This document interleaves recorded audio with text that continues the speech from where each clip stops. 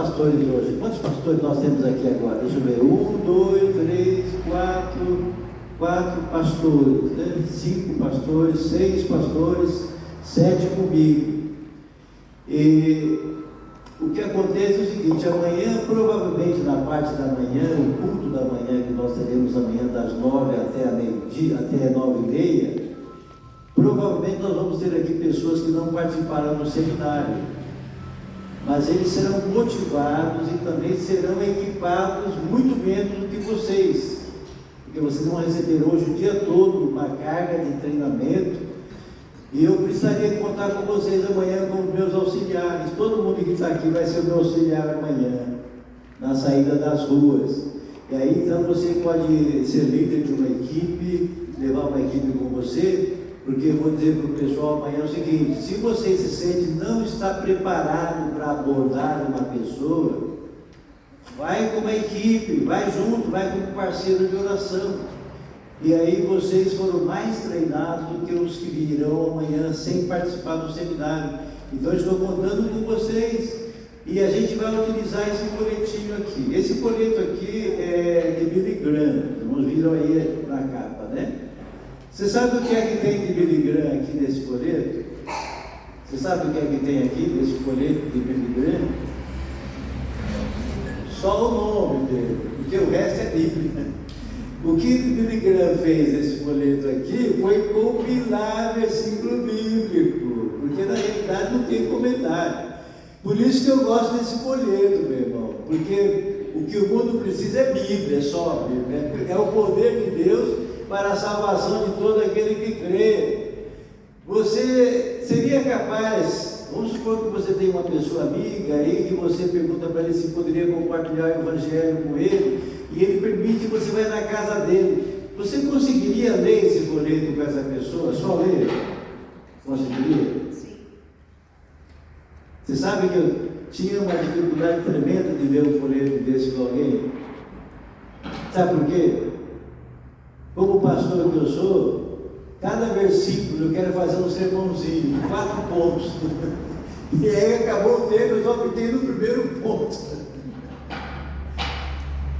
Você sabe, meu irmão, eu descobri ao longo da minha vida que não é o meu argumento que faz as pessoas se converterem, é a palavra.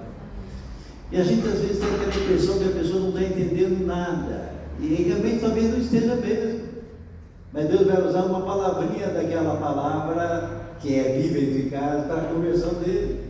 Eu não estou dizendo que não deva explicar. O que eu estou dizendo é que esse folheto aqui ajuda você a ir direto ao ponto, depois argumentar a partir do interesse da pessoa. E é isso que nós faremos aqui nesse nosso treinamento. Nós queremos ir direto ao ponto. E esse folheto ajuda você a ir direto ao ponto. Billy Graham, a cruzada Billy Graham que produzia esse folheto aqui. Eu morei um tempo nos Estados Unidos, nós temos uma grande obra missionária que realizamos lá, e a gente usava esse folheto aqui, português, inglês e espanhol. E nós visitávamos a nossa comunidade, toda a comunidade, especialmente os complexos onde havia brasileiros, nós visitávamos de casa em casa. E levávamos esse folheto, levávamos já 4 liçõezinhas dos NEPs, já levava de presente no carro várias Bíblias. A pessoa que aceitava acompanhar a oração conosco, chegava até a oração, nós já deixávamos uma primeira lição lá, já deixávamos uma Bíblia de presente, já voltava na próxima semana, já nasciam NEPs. Nós realizamos em 4 anos lá em Atlanta, onde eu estava, mais de 120 núcleos de estudo bíblico nas casas das pessoas não crentes a partir desse folheto aqui. Quando voltei para o Brasil, eu tentei comprar esse folheto da cruzada Billy Graham. E eles falaram: olha, nós paramos de fazer esse folheto em português, porque não tem saída. O único que comprava lá era eu. E aí nós conseguimos os direitos, nós que imprimimos esse folheto aqui no Brasil. Ele é de muita qualidade, você está vendo que é um folheto de qualidade, 4 cores, dobras, e eu gosto muito desse folheto porque ele é só Bíblia. E outra coisa que eu gosto desse folheto é que ele tem uma oração de entrega da vida a Jesus. Você vê aí debaixo, logo depois do passo 4, dá uma olhadinha aí para você ver. Você tem ali depois do passo 4, você tem como orar. Todo mundo está. Quem que não tem folheto? Alguém não tem folheto? Todo mundo tem? Tem? Todo mundo tem? Pega esse folheto, pastor. Quem é? Vê quem não tem folheto, levanta a mão aí. Todo mundo tem? Só o pastor que não? Ok. A irmã da igreja não tem. Me ajuda a entregar para quem for chegando, viu? Por favor, um folheto desse aqui, porque a gente vai usar isso aqui bastante. Então, nós conseguimos os direitos para poder imprimir esse folheto. Esse folheto aqui não é aquele tipo de folheto que você sair distribuindo na rua, colocando na caixinha, colocando embaixo da porta. Amanhã nós não faremos distribuição de folhetos.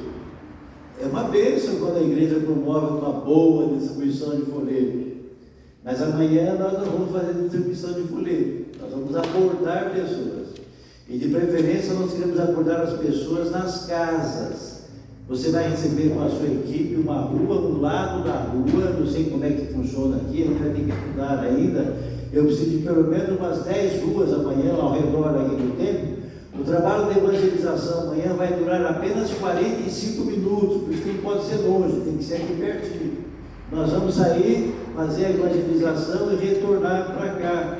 E aí você vai ser desafiado a usar esse folheto aqui. Você percebe que ele tem as figuras que podem ser usadas. Ontem eu falei rapidamente para vocês. Eu tenho usado muito só as figuras desse folheto. A capa mostra o pecado que nos separa de Deus. E depois você tem bem no meio, no passo 4, a mesma figura. Eu acabei de usar esse folheto aqui, irmão. Foi uma bênção enquanto estava esperando o pastor que ia me buscar.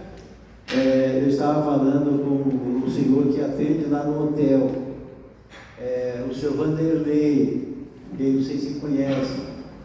A esposa dele é evangélica, mas ele não quer saber do evangelho. E aí eu perguntei para ele se podia compartilhar a mensagem do evangelho, ele falou que sim, e Deus me deu a chance de eu mostrar o folheto todo para ele. E foi muito gostoso poder compartilhar com ele. E Deus me deu a oportunidade também de falar com as duas cozinheiras hoje, a dona Ana e a outra senhora. Ela chegou depois, eu acabei nem sabendo o nome dela, mas foi muito gostoso compartilhar a mensagem do Evangelho.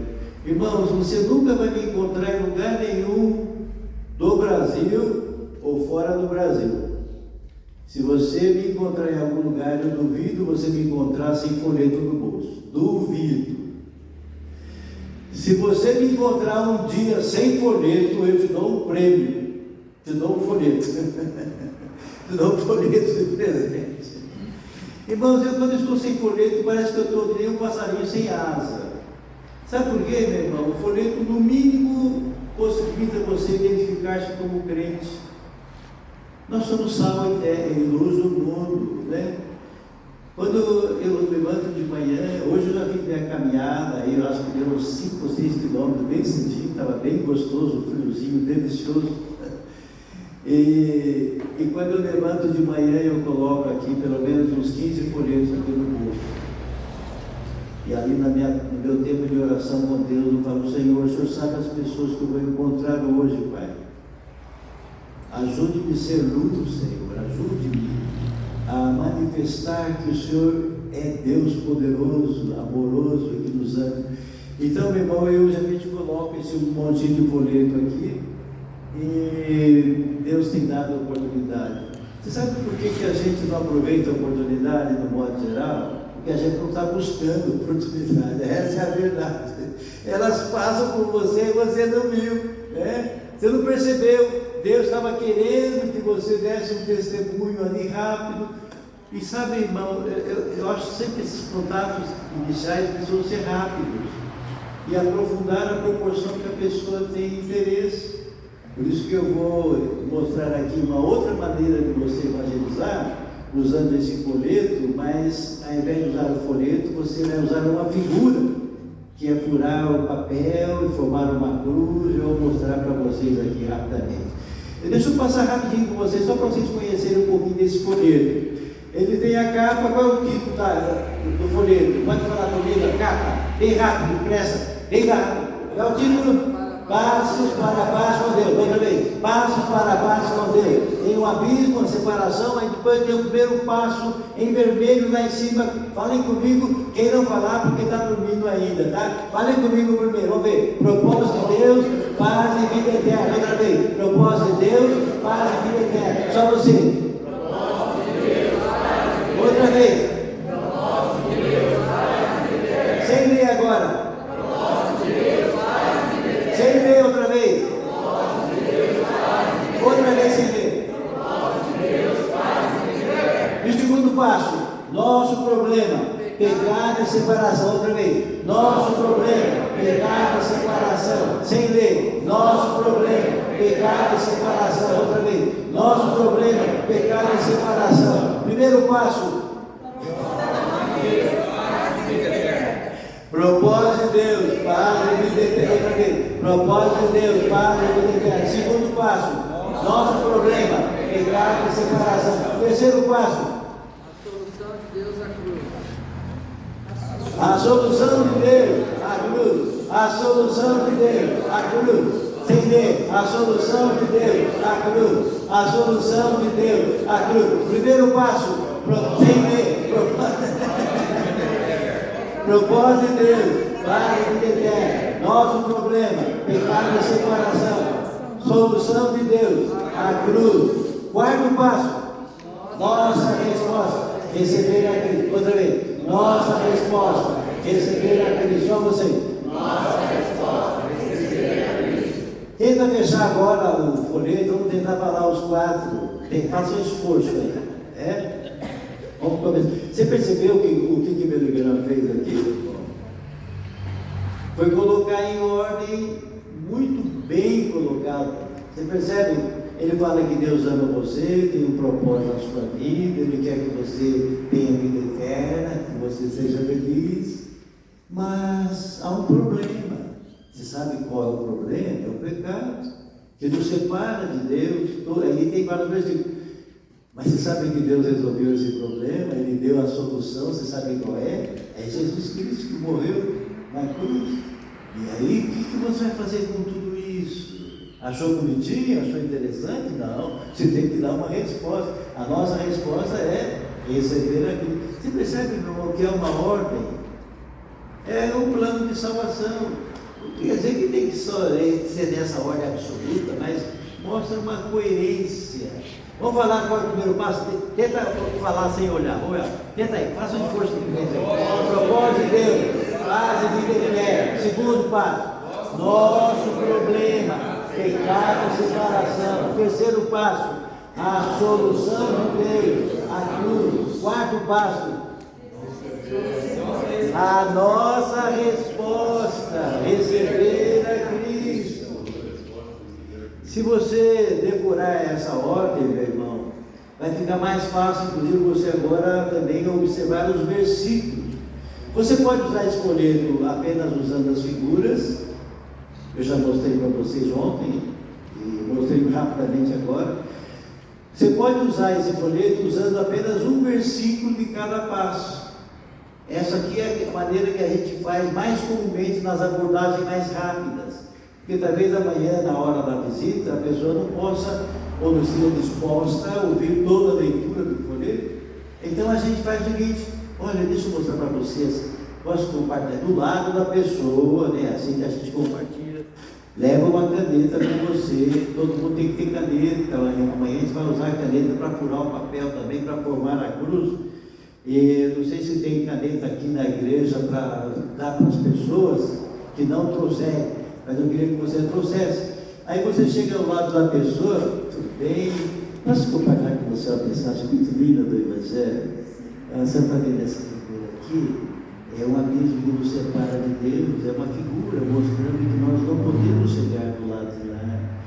E aí, você pode acompanhar com ela, se você quiser mostrar logo a figura de dentro, já mostra a figura de dentro, e a figura aqui está exatamente como aquela da capa. Estamos separados de Deus por um grande abismo, mas agora tem uma cruz que é para nos levar a Deus, é uma ponte de ligação entre nós e Deus.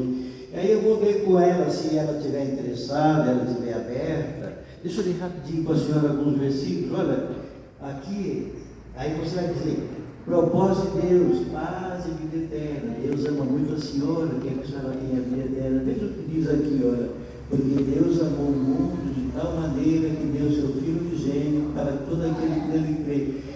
E aí você aponta cada passo desse aqui. Olha o passo 2, nós temos um problema. Se você fosse escolher um versículo do passo 2, qual você escolheria? Quero a sua participação. Você fosse escolher um versículo do passo 2, você vê que tem aqui o passo e depois tem os versículos. Esse aqui tem 3 versículos mais abaixo, a Bíblia diz. Qual você escolheria? Todos eles são muito adequados. Talvez o primeiro, né? Porque todos pecaram e separados estão na glória de Deus. Aí você chega no segundo, no terceiro passo, olha, mas Deus resolveu esse problema, a solução de Deus, você sabe qual é, através da cruz. Qual você usaria dos 3, dos 4 que estão aí no passo 3? A solução de Deus. Todos são muito adequados, mas você também escolha um. Eu, sabe qual que eu gosto de usar quando uso só? O terceiro. Deixa eu ver quem é que está acordado. O que diz o terceiro versículo aí?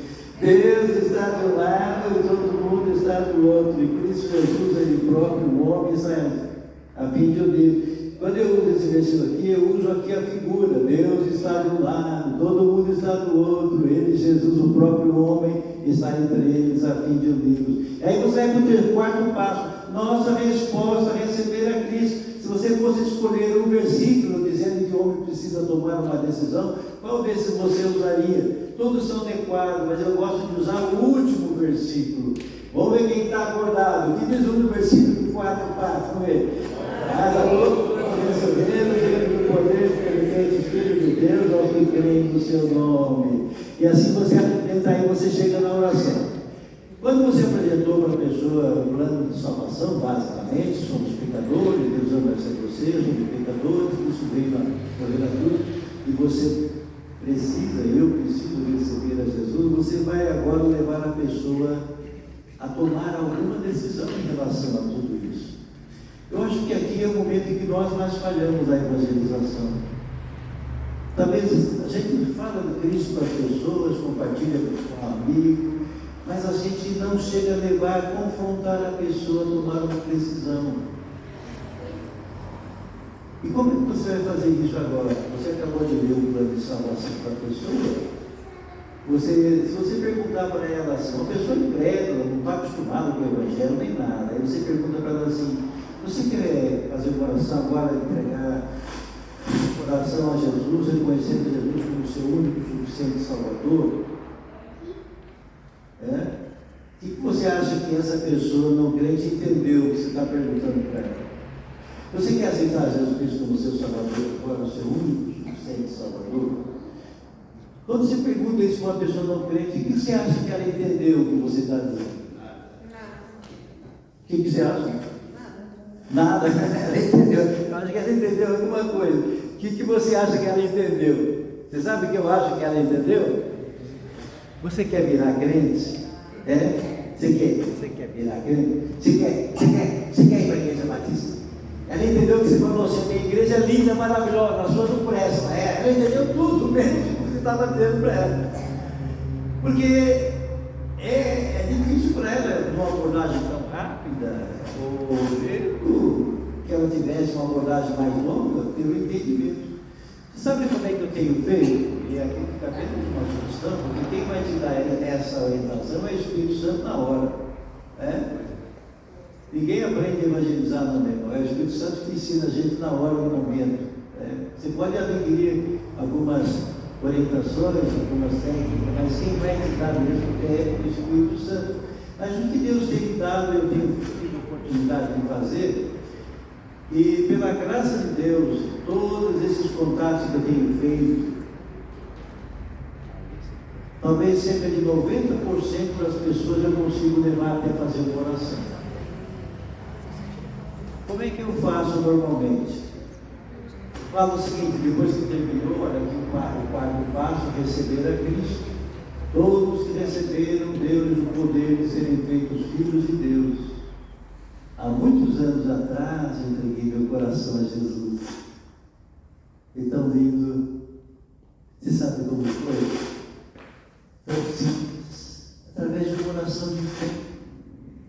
Eu disse para Jesus, mais ou menos assim: Senhor, eu sei que sou pecador, eu preciso de Ti, Jesus.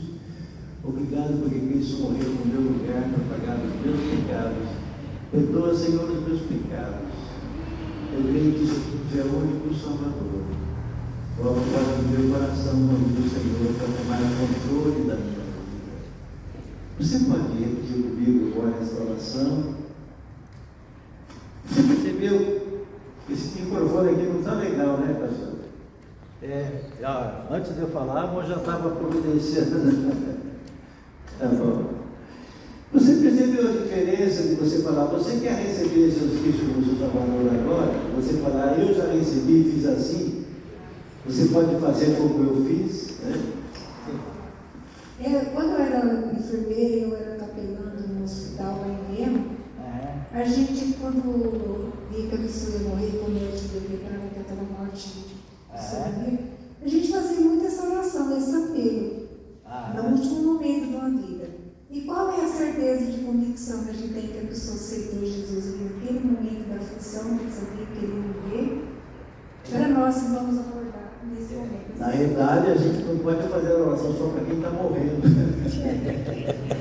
Tem que fazer para a pessoa que está viva ainda, né? Mas está certo, a pergunta da irmã foi certa.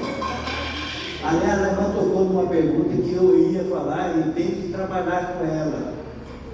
Porque o irmão sabe que mesmo no meio batista nós temos hoje várias posições teológicas, né? Nós temos pastores batistas que têm uma linha mais calvinista, né? Que as pessoas não aceitam, as pessoas já são eleitas antecipadamente. E eu não brigo com ninguém nessa área, porque eu acho que a Bíblia fala das duas coisas, né? A Bíblia fala das duas coisas e lá na eternidade nem vai saber certinho esse negócio aí, né? Mas tem pessoas que acham absurdo você convidar uma pessoa para orar e escolher Jesus, porque é Jesus que escolhe. Agora, eu acho que a Bíblia é tão clara em falar sobre a necessidade da pessoa confessar, se com a tua boca confessar o Senhor Jesus, em teu coração crer que Deus restou dos mortos, relação. Então, independentemente das posições teológicas das pessoas, eu acho que a pessoa que é confrontada a repetir uma oração de fé, eu não tenho que salvar ninguém, nem tenho que saber se ela está salva. Não é assunto meu. Salvação é assunto de Deus. Como é que eu sei? Pastor, a gente vai perguntar aqui na volta. Quantas pessoas a sua equipe abordou? Aí vocês vão fazer uma conta lá. Abordagem é toda pessoa que você tentou falar. Abordamos 10 pessoas. Dessas 10 pessoas, aí tem uma folha de relatório para você colocar. Quantas que chegaram até a oração? O que significa isso? Nós oramos por ela. Não é isso. Quantas pessoas que você desafiou a orar, repetir uma oração, reconhecendo que Jesus é o Salvador? Pastor, a nossa equipe, 5 das 10 pessoas chegaram a orar conosco. A minha pergunta para você, essas 5 pessoas que oraram, repetiram a oração que você desafiou a pessoa a orar, estão salvas ou não? Essa é uma pergunta. Estão salvas? Alguém tem alguma ideia? Estão salvas? É uma boa pergunta, né? Aí você fala, pastor, teve uma lá que está salva mesmo, pastor, porque ela chorou. Meu irmão, isso também não é evidência que dá salva. Mas tem que morrer o parente dela recentemente, ela está toda abatida.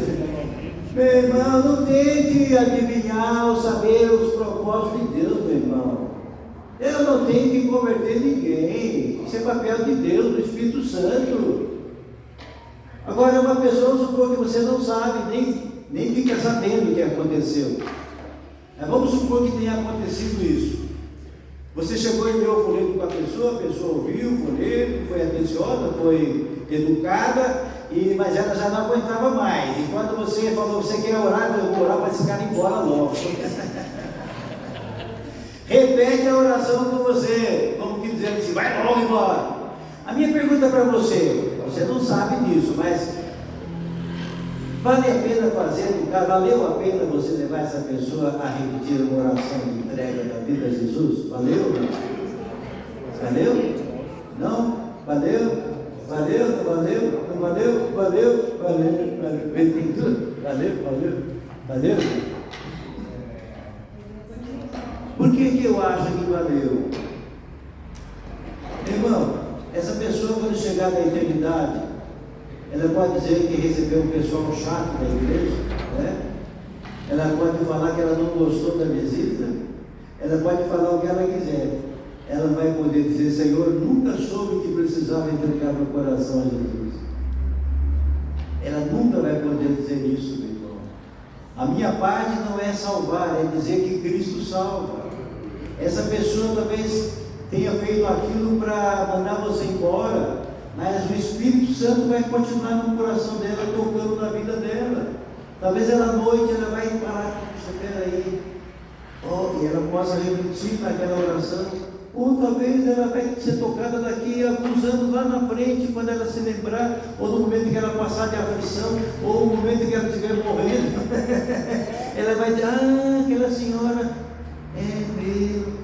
E talvez ela não lembre a oração, mas ela vai lembrar que ela precisa crer em Jesus Cristo como Salvador. Portanto, meu irmão, esse folheto é uma bênção. Eu gostaria muito que você acostumasse a usar esse folheto, esse ou outro folheto qualquer, mas eu gosto desse porque ele só tem Bíblia e é tudo que nós precisamos e é tudo que o mundo precisa. Vamos lá então, vamos aqui, nós temos o nosso aqui. Eu terminei ontem falando sobre aquele paralítico, aquele irmão que tinha só a metade do corpo, né? Nós paramos aqui ontem, não se lembram, né? Ele fez uma pergunta para o pastor: Pastor, Deus aceita um homem pela metade? Eu quero saber quem é que sabe a resposta direitinha que estava no quadro. Quem é que pode dizer, do jeitinho que está lá, que eu respondi ontem? Acho que não está aqui, né? Como é que é? Quem é que se lembra? Pastor, Deus aceita o homem pela metade? Deus aceita o homem pela metade? Sim. Como que é? Fala a frase toda. Sim. Não. Comece, como é que é? Deus aceita o homem pela metade. Deus aceita o homem pela metade e se entrega por inteiro. Mas não aceita o homem. Agora a segunda parte. Quem é que se lembra da segunda parte? Não aceita o homem inteiro e se entrega. Deus não aceita o homem inteiro e se entrega pela metade. E aí nós terminamos o nosso tempo. Vamos então caminhar aqui. Ainda não está dando para eu fazer a mudança dos meus slides aqui. Estamos tentando trabalhar aí com o acesso remoto, mas não está dando ainda. Então, eu contratei, obrigado, querido, por sua ajuda. Ele vai ficar lá atento, porque ele vai mudar para mim os slides. A gente vai falar um pouquinho sobre a igreja. Trabalhamos ontem um pouco, né? Aliás, vamos recordar um pouquinho de ontem. Nós falamos daquele texto lá de Colossenses que fala: Cristo é a cabeça, lembra? Do corpo da igreja, é o princípio, o primogênito entre os mortos, para que tudo tenha preeminência. Quem é o cabeça da igreja? Que fraco! Quem é o cabeça da igreja? Pode falar Jesus Cristo, vai. Quem é o cabeça da igreja? Jesus Cristo. Quem é o corpo, a igreja? O de novo. Glória. Oh, glória, eu sou a igreja, você é a igreja 24 horas por dia. Onde você está? Você é o corpo de Jesus. Ele que está tocando as pessoas e Ele quer que você seja o corpo dele aqui na terra para tocar pessoas. A igreja, a gente vai falar um pouco sobre isso, vou tentar ser o mais rápido possível para a gente poder ganhar tempo. Pode avançar, meu irmão. A palavra igreja no Novo Testamento, não tem um slide antes desse, que aparece o nome, deixa eu ver, não, pode, espera aí, acho que está bem na frente, espera aí, pode voltar, lá, aí, já foi muito, bem para trás, pode avançar, vai atrasar, até lá no começo, bem no começo, irmão. Vai, pode voltar. onde começa a igreja? Aí. Agora aqui que nós paramos, ok? Agora pode avançar, vamos lá. Aqui nós falamos ontem, pode ir, vai. Aí na metade, tá vendo aqui o texto? Aqui, ok. Pode avançar agora o primeiro tópico, igreja, a natureza da igreja, pode avançar. A palavra igreja nós conhecemos bem, né? A palavra grega, qual é? Koinonia, né? Desculpe, eclésia, koinonia, estou com a mensagem hoje à noite. Eclésia, a palavra eclésia, essa palavra eclésia, uma palavra já portuguesada, a gente conhece bastante, né? E essa palavra, na realidade, ela tem uma formação composta. Pode avançar. Ela tem o grego, eclésia, tem o ekno, que é a preposição ek, e depois, pode avançar, e o verbo kaleo, chamar, que forma então os chamados para fora. Se alguém perguntar para você o que é igreja, você vai falar os chamados para fora. Agora, o que significa isso? O que é igreja? São os chamados para fora. Quem pode me dizer?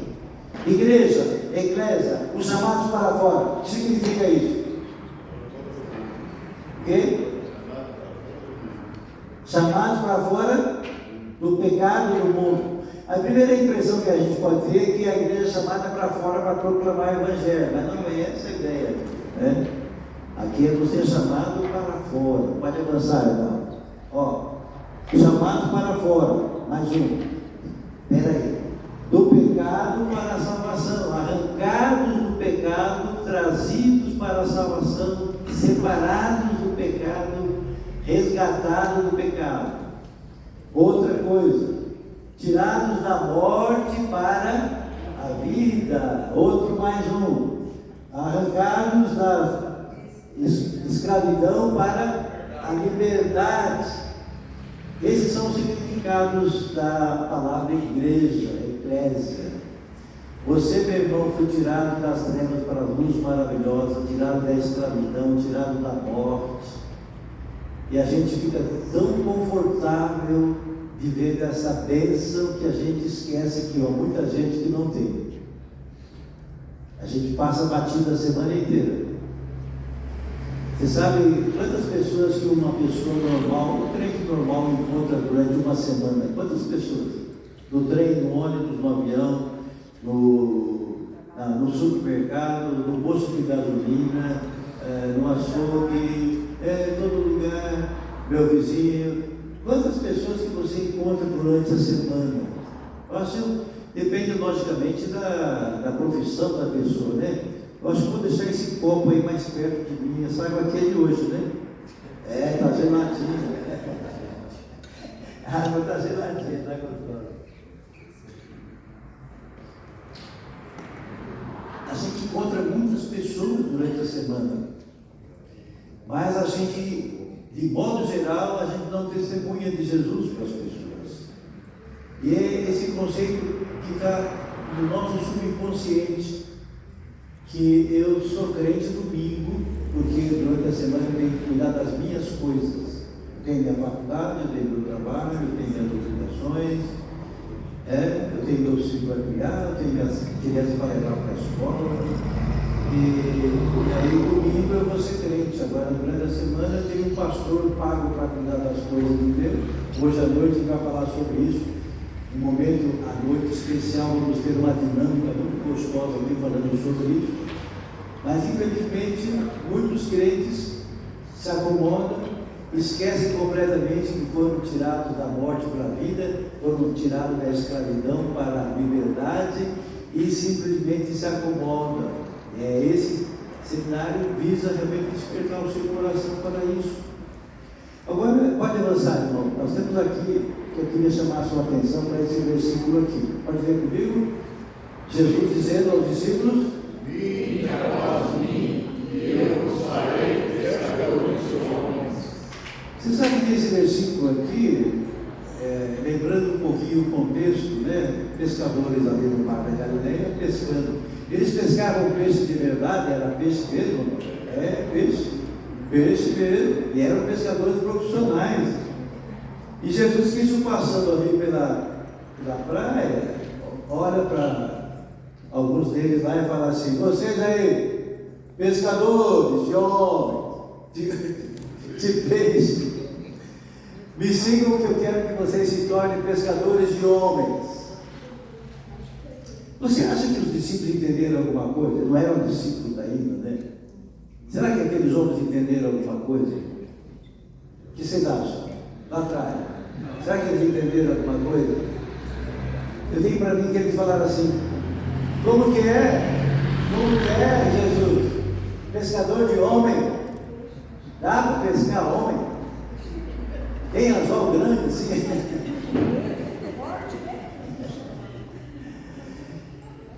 Você sabe que eu parei para pensar sobre isso aqui, fiquei pensando, Jesus nunca disse nada que fosse sem sentido.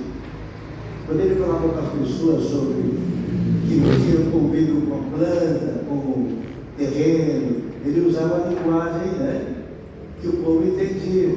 Agora ele está falando com o pescador, ele usa a linguagem de pescaria. Eu fiquei pensando, deve ter um propósito, ele não pode ter feito isso simplesmente por fazer. E aí eu comecei a pensar, será que eles entenderam? Eu acho que não entenderam, pelo menos no começo, né? Mas você sabe que eu comecei a estudar com profundidade esse assunto? Eu descobri 16 semelhanças entre as duas atividades. Eu tenho um sermão que eu chamo Pescadores de Homens, com 16 semelhanças entre pescar peixe e pescar alma. Você certamente já lembrou de alguma semelhança aí, né? Será que existe alguma semelhança entre pescar peixe e pescar almas? Eu acho que logo eles perceberam que Jesus estava dizendo. Vamos começar por algumas qualidades do pescador. O pescador. Qual é uma qualidade básica que todo pescador tem e que todo crente que pesca vidas deveria ter também? Qual é a principal qualidade do pescador? Paciência. Gente, eu nunca vi ninguém mais paciente do que pescador. Quem aqui já pescou alguma vez na vida? Homem, levanta a mão, sem vergonha. Pode levantar, já pescou. Todo mundo aqui já pescou. Nunca pescou? Já? Nunca pescou? O pastor já está perdendo. Peixe. Estou falando peixe. Gente, se você quiser me dar um dia de relax, me leva para pescar. Coisa boa, eu gosto muito de pescar. Só que eu não sou pescador, não tenho prática. Eu quando vou lá, aliás, falando sobre paciência, toda vez que eu vou pescar com um pescador, eu gosto de pescar com um pescador bom. Porque ele já leva a praia, já leva os anzóis, já leva a isca, já leva tudo. Eu tenho uns parentes que são bons pescadores, não são profissionais, mas são bons pescadores, tem toda a praia, né? E toda vez que eu vou pescar com esses meus parentes, eu perco a paciência com eles, não sei por quê. Porque é demais, viu? Você sabe o que acontece? A gente vai pescar, chegou lá no rio, ele joga lá a vara dele, eu também jogo a minha aqui, e ele está lá firme, lá pescando, e eu já fui comer uma maçã, já fui comer uma banana, já fui tomar um guaraná, já fui 4 vezes no banheiro, e ele está lá, sem arredar pé. É verdade ou não é? Quem é pescador de verdade aqui sabe. Conseguiu? Dá para mudar? Rapaz, isso aqui é uma bênção. Aqui muda para esse lado aqui, né? Atrás, volta e tem um aqui também. Ixi, melhor que isso, rapaz. Só outro igual. Obrigado, irmão Davi. Rapaz, agora sim. Eu fico assim mais livre, né? Porque eu vou fazendo de acordo com o que vai acontecendo aqui. Então, gente, paciência é uma qualidade, uma virtude de todo pescador. Eu pergunto para você, nós somos pacientes também para ganhar almas para Jesus? Como nós somos impacientes, né? A gente quer resultados imediatos. Que Deus possa nos abençoar para sermos verdadeiramente pescadores de almas, pescadores de homens. E que Ele nos dê essa palavra. Qual é uma outra qualidade ainda do pescador, além da paciência? Há uma outra ligada a essa. Ficar em silêncio. O quê? Ficar em silêncio. Ah, ficar em silêncio para escutar, para não atrapalhar é uma outra qualidade. Mas há uma outra qualidade ligada à paciência ainda, que eu queria ver se alguém se lembra aqui. Perseverança. Perseverança, meu irmão, como o pescador é perseverante. Quando eu vou pescar com esses meus primos lá, que são pescadores de verdade, a gente vai pescar, pesca o dia inteiro, e quando chega lá para 5 horas, 6 horas, que começa a escurecer, eu falo para eles, olha, está ficando escuro, vamos embora. Sabe o que ele fala? Rapaz, peixe nós depois das 8 da noite. Gente, como o pescador é perseverante. Eu pergunto para você, nós somos perseverantes para ganhar alma para Jesus? Como nós somos fracos, né, irmãos? A gente desiste rapidamente, a gente nem começa com medo de ser derrotado, nem começa com medo de a pessoa dar uma resposta ruim para a gente. Oh Deus, tem misericórdia de nós, Pai. Agora, pensando agora na atividade do pescador, quais são algumas semelhanças da atividade? Vamos começar pelos apetrechos que o pescador usa. Há algo principal na pescaria, que todo pescador precisa para pescar, o que é? Isca. Já viu alguém pescar sem isca? Já viu? Dá para pescar sem isca? Fala nisso, deixa eu pegar a minha aqui. Deixa eu pegar a minha isca, eu trouxe isca, viu? Vocês trouxeram isca? Ou não? Trouxe isca, irmão? Não trouxe, irmão. Não pode andar sem isca, irmão. Não pode andar sem isca. Olha aqui, meu irmão. Todo pescador precisa de isca para pescar. E nós temos isca ou não? Olha aqui o poder de Deus para a salvação de todo aquele que crê. É isso que o mundo precisa, é isso que a igreja precisa, meu irmão. É a palavra de Deus, é amor pela palavra de Deus, paixão pela palavra de Deus. Ontem eu falei um pouco sobre isso, que a maior parte dos crentes nunca lê a Bíblia toda uma única vez. Se houver aqui alguém que nunca leu a Bíblia toda uma vez, pelo menos, comece agora, hoje mesmo, a ler, faça um propósito e leia. Quantos capítulos por dia você tem que ler para ler a Bíblia toda no ano? Se você ler 3 capítulos por dia, mais 5 no domingo, você lê em um ano. Se você ler 4 capítulos por dia, você lê a Bíblia em 9 e 11 vezes. Meu irmão, é um absurdo o crente não conseguir ler 4 capítulos da Bíblia por dia. É um absurdo. Como um absurdo é também um crente orar 2 minutos por dia, como nós vimos ontem. É o poder de Deus, meu irmão. A palavra é essa palavra que o mundo precisa. A Bíblia usa algumas figuras para ela mesma, para ilustrar. Quem se lembra de algumas figuras da Bíblia? A Bíblia é comparada a quê? A Bíblia é comparada a uma coisa muito especial, que nós sabemos, todos sabemos. A palavra é o quê? Espada do Espírito, lembra? Que penetra até a divisão, alma e espírito, juntas e medulas e aptos para discernir os pensamentos e intenções do coração. Meu irmão, essa aqui é uma espada. É uma espada que corta ou não? Afiada ou não? Corta dos 2 lados ou só de um lado? Penetra ou não penetra? Meu irmão, não é você que converte pessoas, gente, é a Bíblia. Fala a palavra, meu irmão, fala a palavra. Às vezes eu brinco assim, que tem crente que leva tão sério a Bíblia, mas tão sério a Bíblia, que ele tem aquele texto de Salmo 119, 11. Escondi a tua palavra no meu coração, não falo para ninguém. Não falo para ninguém. Escondi, tá escondido. Meu irmão, é muito melhor que isso, né? Esconder no coração para não calar. Porque quando o seu coração está cheio da Bíblia, você não consegue calar. É a palavra, é o poder de Deus na sua vida. É a palavra. Outro símbolo que a Bíblia fala além da espada. O que mais que a Bíblia é comparada? O quê? Lâmpada para os meus pés, luz para o meu caminho. Outra figura, Salmo 126, que Salmo 106, aquele que leva, que é semente, o poder da semente, meu irmão. Você viu já o poder da semente, meu irmão? A palavra é poderosa. Outra figura, além de todas essas, lá do Velho Testamento de Jeremias. Quem se lembra uma figura de lá do Velho Testamento? Quem lembra? Quem lembra? Mel, doce como mel. É, mas tem uma outra, é mel, mas tem outra de Jeremias. Jeremias. Ninguém lembra. Esmiuça. Deu para lembrar?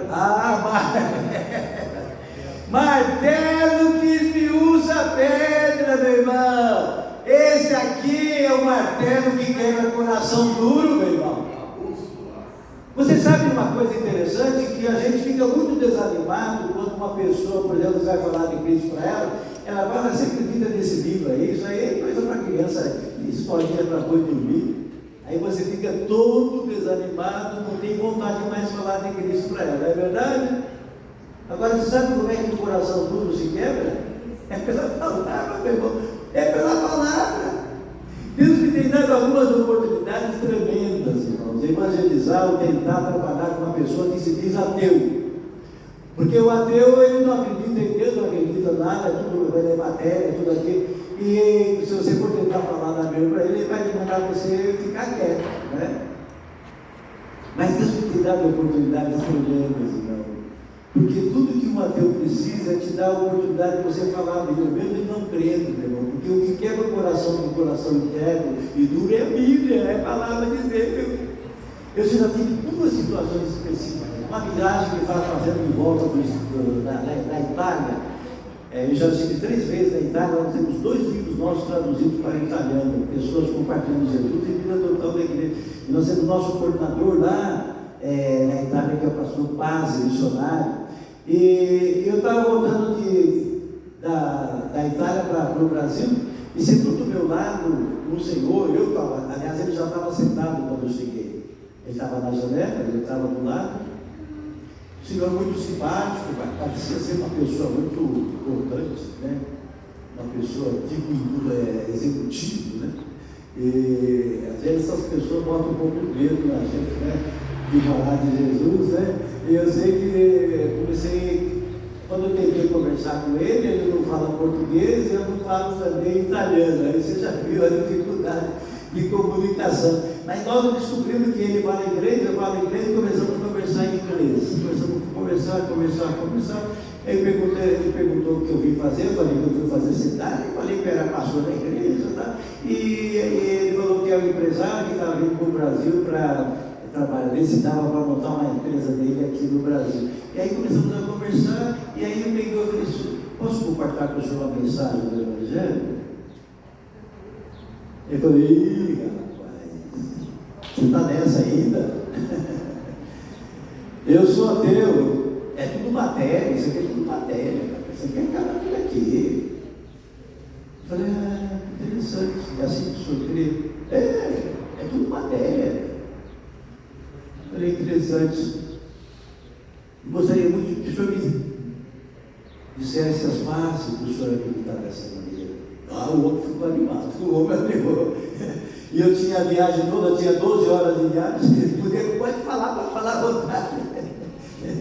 E ele falou, mas não tem base nenhuma, meu irmão. O ateu não sabe nada por que ele crê desse jeito, né? E aí eu só fiquei escutando, sem questionar, né? E aí quando terminou, eu escutei tudo, quase me converti, quase me tornei um ateu. Brincadeira. Aí eu falei assim, o senhor se importaria se eu dissesse para o senhor o que eu creio? Você vai perder seu tempo. Eu não faço questão. Você não precisa acreditar no que eu vou falar. Mas eu queria tanto poder falar para o senhor o que eu creio. Você pode falar. Aí nós já sabemos o nome do outro. Você pode falar o nome, mas você vai perder seu tempo. Mas não tem problema. Posso compartilhar com o senhor? Tudo bem, vai ser nada para isso aí parece. Tudo bem, não tem problema. Meu irmão, eu comecei a falar do amor de Deus para esse homem. Quando eu citei o primeiro versículo bíblico, você não vai ficar falando do Bíblia, né, João? Isso aqui, esse negócio aqui, escrito por homem. Falei, não, olha, o senhor não precisa acreditar no que é. Eu só queria que o senhor pudesse ouvir. Tudo bem, pode falar, pode falar.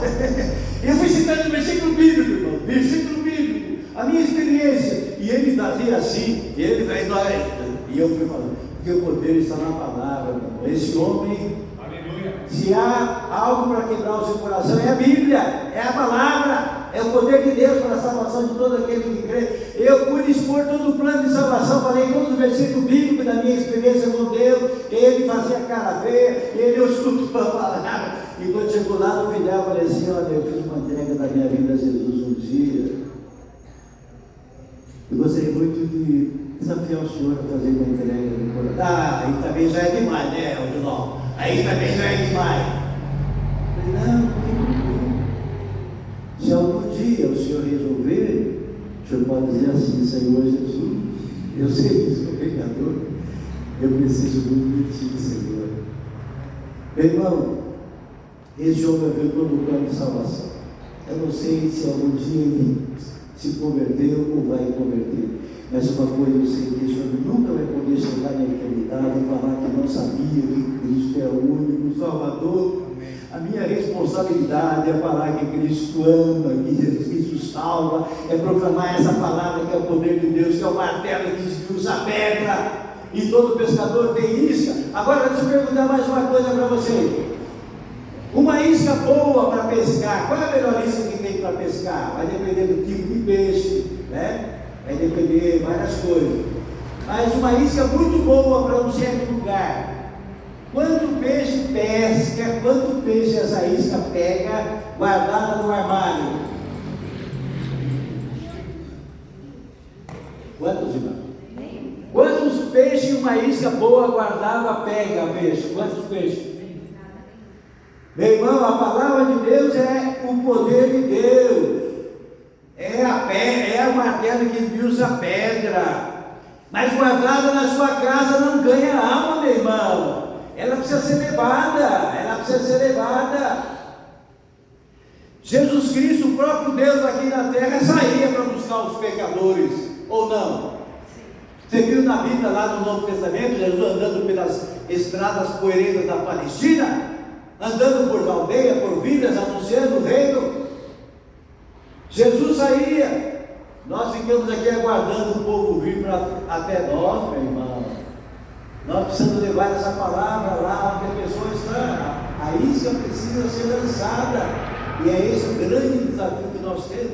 Agora, mais semelhança que você poderia citar em termos da pescaria de modo geral. Qual mais outra semelhança alguém poderia citar para mim? Alguém? Uma semelhança? O que o pescador de peixe tem, que todo ganhador de alma tem que ter também? Coragem. Além da isca. Coragem. E ele enfrenta a noite, madrugadas, cobra, todo tipo, e vai. Nós precisamos da ousadia do Espírito. Nenhum crente tem coragem própria, meu irmão. Você não tem ousadia própria, eu não tenho ousadia própria. Paulo não tinha ousadia. Paulo não tinha. Interessante uma coisa que aconteceu, eu queria contar isso amanhã cedo, para que ia mais gente, mas vou contar agora porque é o momento, acho que é o momento adequado. Eu estava fazendo um seminário desse aqui lá em Salvador, uma igreja grande em Salvador. E fizemos um seminário, o pastor lá, ele foi mais precavido. Ele quis começar o seminário quarta-feira, quarta, quinta, sexta, sábado e domingo. Nós fizemos seminário na igreja todas as noites e sábado de tarde e à noite. Domingo de manhã a igreja estava cheia, é um tempo grande, acho que devia ter lá umas 800 pessoas. E aí, preparando tudo, naquele momento das 9 às 10h30, o culto de avivamento, que a gente vai fazer aqui amanhã, cedo, das 9 até 10h30, e aí estava todo mundo pronto para sair, tudo preparado, tudo. E aí nós quase na hora de sair, na hora que eu senti de fazer uma pergunta para o pessoal lá, eu queria perguntar, vamos sair para a rua agora, as equipes todas vão sair para a rua de casa em casa. Eu queria perguntar quantos irmãos aqui estão com medo de ir para a rua? Fiquem em pé. Quantos você acha que ficaram em pé? Todos? Ou quase todos? Quantos ficaram em pé? Quantos você acha que ficaram em pé? A igreja estava cheia. Outra tinha 800 e aqui 500 ficaram em pé. Pelo menos 80% então. Alguém tem alguma sugestão? Quantas pessoas ficaram em pé? Quantas? Uns 80, mais ou menos. Isso dá pouco, né? 8%. Quantas pessoas ficaram em pé? Sugestão? Hã? Nenhum ficou em pé. Nenhum ficou em pé. Quantos ficaram em pé? Todos. Você sabe quantas pessoas ficaram em pé? Vou te falar. Nenhuma pessoa ficou em pé. Ninguém queria se entregar.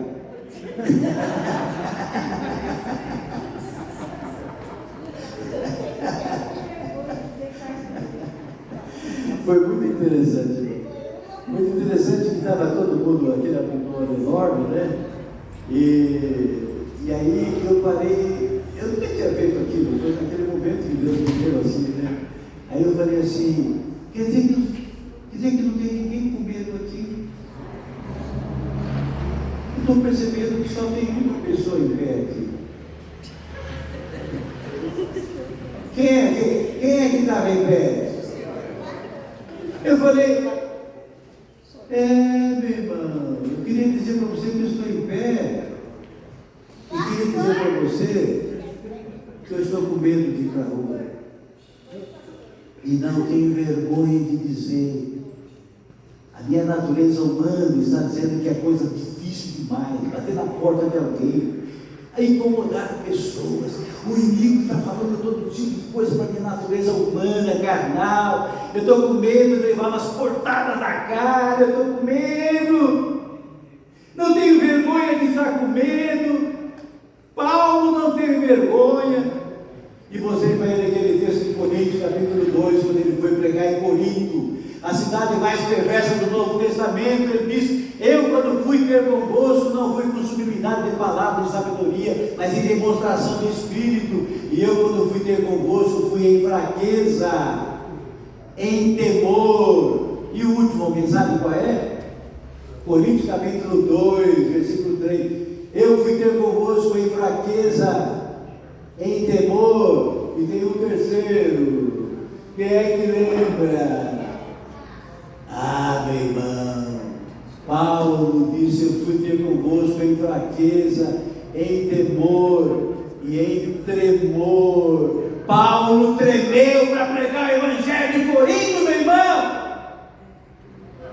E eu disse para aqueles irmãos, se Paulo tremeu para pregar o Evangelho, eu vou me derreter inteiro. Mas eu vou em nome de Jesus. Glória a Deus, é pelo poder de Deus, é pela ousadia de Deus. Você não tem ousadia própria, eu não tenho. Paulo não tinha ousadia, meu irmão. Ou você vai no poder do Espírito, ou você não vai. Deus nos tem dado o seu Espírito Santo que está em nós e que nos convence também da nossa necessidade de proclamar e convence o pecador perdido. Portanto, agora deixa eu fazer uma pergunta mais para caminhar para o encerramento dessa parte aqui. Onde é que o pescador de peixe pega peixe? No rio? No mar não. Onde é que o pescador de peixe pega peixe? Onde é? No mar. No rio não. Aonde é que o pescador de peixe pega peixe? Eu quero a resposta, não tem ainda. Aonde? Na água. Deixa eu ver se tem peixe aqui, mano. Pera aí. Deixa eu ver. Opa, não tem peixe aqui. Não me deram a resposta ainda. Eu quero saber a resposta certa. Onde é que o pescador de peixe pega peixe? Quem pode me dizer? Onde é que o peixe... estamos chegando na resposta. Onde é que o pescador de peixe pega peixe? Onde o peixe está, meu irmão?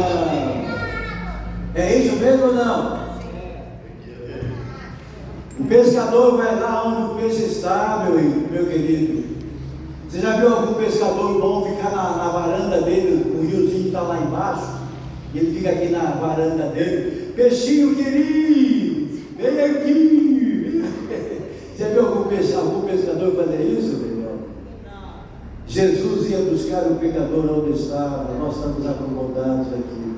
Vocês conhecem o fenômeno chamado Piracema? Alguém conhece aqui Piracema? O que é a Piracema?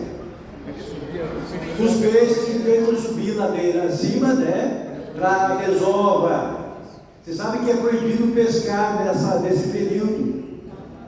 Mas tem pescador covarde que pega uma peneira e quando o peixe levanta lá, ele pega. Você sabe que isso me fez uma reflexão, meu irmão? Muito sério. Sabe qual é? Nós não estamos indo buscar os pecadores lá fora. E os povos que entram aqui, entram por lado. Eles chegaram aqui de alguma maneira. Por lado, chegaram aqui.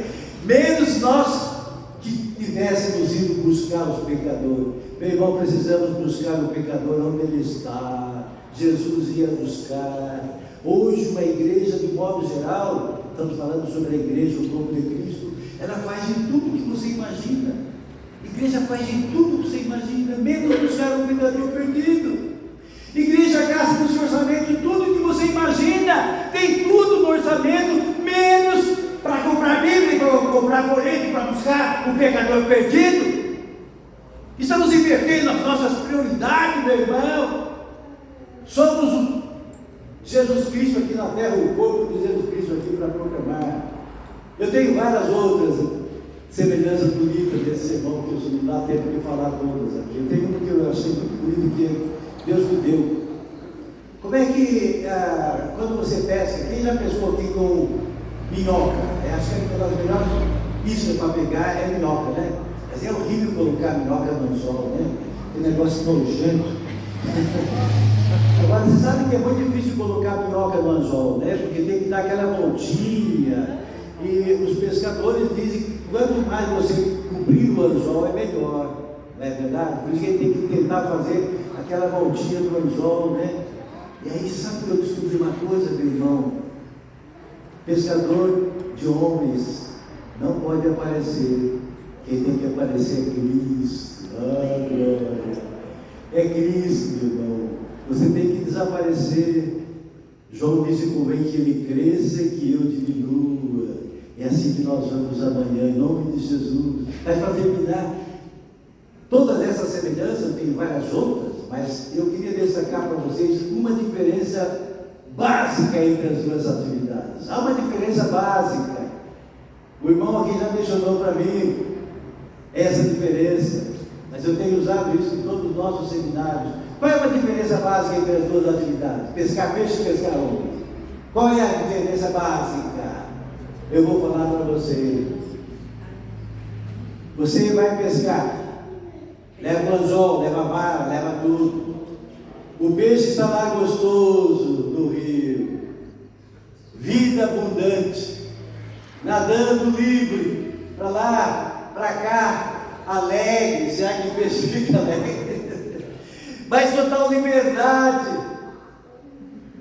Olha, o peixe está vivinho, cheio de energia, e você joga um anzol e arranca esse peixe da vida para, fala comigo, para a morte, fala forte, da vida para a morte, mais forte, da vida para a morte. Todo pescador tem uma única missão, que é matar o peixe, é ou não é?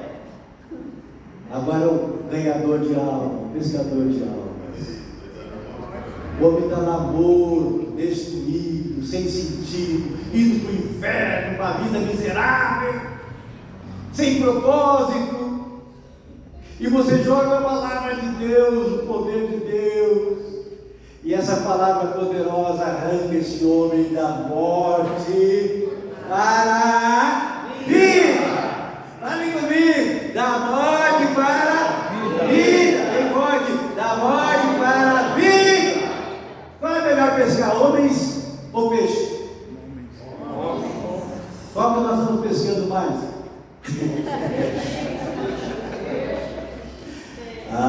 Meu irmão. Aí você fala: pastor, mas eu não pesco. Quem não pesca no rio, pesca na peixaria. É peixe pescado, mas todos nós pescando, meu irmão. Portanto, meu irmão, tudo isso para falar sobre o que nós falamos sobre a igreja, que é da morte, tirar da morte para a vida. Nós somos arrancados da morte.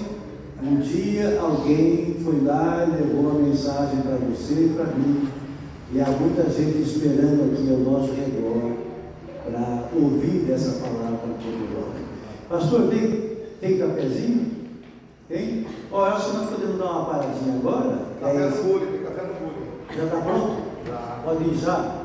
Irmão, só que eu preciso de colaboração dos irmãos, porque eu estou muito atrasado ainda, nós temos muita coisa para cobrir de manhã. E eu queria que fizéssemos um intervalo rápido. Vai lá tomar um cafezinho rápido, vai no banheiro, toma água e volta. Eu acho que 10 minutos a gente gostaria de